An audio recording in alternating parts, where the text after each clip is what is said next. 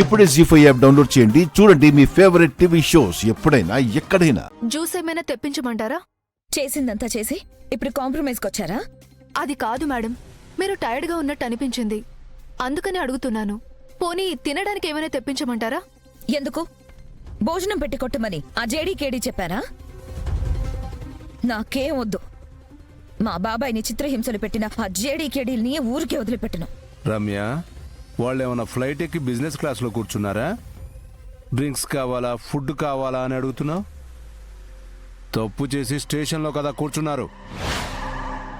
అంతగా జ్యూస్ తేవాలనుకుంటే తెచ్చి కష్టపడుతున్న మాకివ్వు.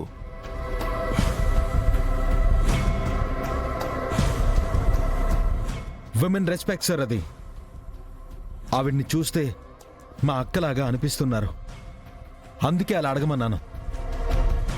ఏమయ్యా కేడి, మనం పోలీసులం.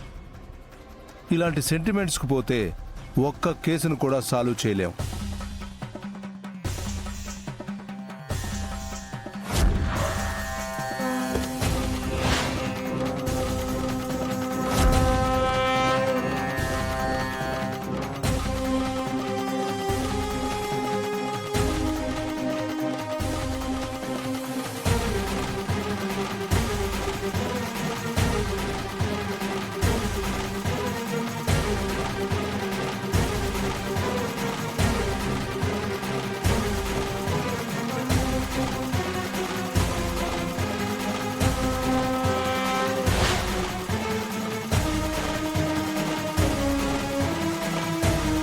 సార్,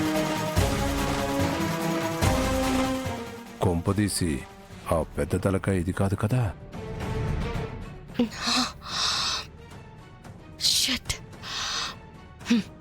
నమస్కారం సార్. నమస్తే సార్, సో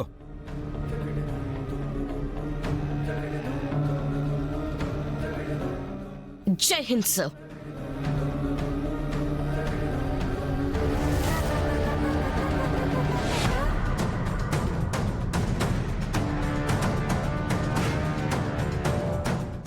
ఇంత చిన్నదానికి మీరు స్టేషన్కి రావడం ఏంటి కౌశికి గారు?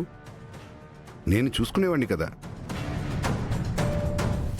మీరు ఫస్ట్ టైం ఫోన్ చేసినప్పుడు ఒక ఇంపార్టెంట్ మీటింగ్లో ఉన్నాను. క్యాజువల్ కాల్ అనుకుని రెస్పాండ్ అవ్వలేదు. మళ్ళీ మళ్ళీ కాల్ రావడం వల్ల మ్యాటర్ సీరియస్ అని అనిపించింది.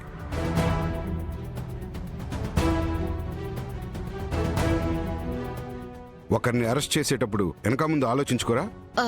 సార్, సాధు ఎక్కడా? సార్,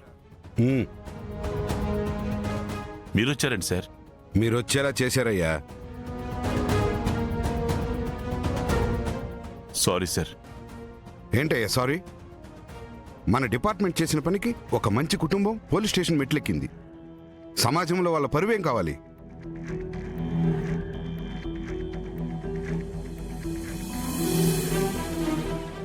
ఏం తప్పు చేశారయ్యా వీళ్ళు? అతన్ని హత్య చేశాడని ఆరోపణ ఉంది సార్. ఆరోపణలు కాదు, ఆధారాలున్నాయా?